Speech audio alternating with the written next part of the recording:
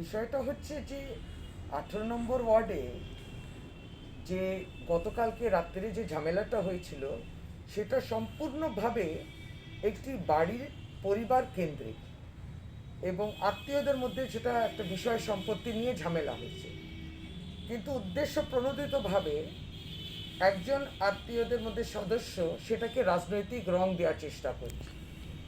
আমরা এই যে উদ্দেশ্যটা আছে সেই উদ্দেশ্যটাকে খণ্ডন করি, ধিক্কার করি।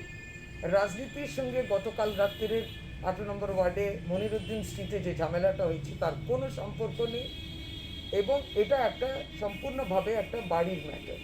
ঠিক এইভাবে ভারতীয় জনতা পার্টির ওখানে তো কোনো তাদের অস্তিত্বই নেই, কিন্তু অনেক বহিরাগতদের নিয়ে তারা কিন্তু একটা মিছিলের মধ্যে দিয়ে একটা অরাজকতা চেষ্টা করছে।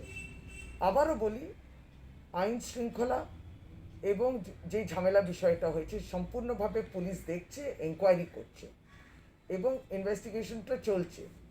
এটা বাড়ি সংক্রান্ত বিষয়, কিন্তু এইটাকে রাজনৈতিক একটা অ্যাঙ্গেল দিয়ে, পলিটিক্যাল অ্যাঙ্গেল দিয়ে তারা আজকে মিছিল বের করছেন। তাতে কিন্তু সার্বিকভাবে যারা 18 নম্বর ওয়ার্ডের বাসিন্দারা আছে যথেষ্টভাবে বিব্রত এবং তারা তাদের বিরক্তি প্রকাশ করেছে।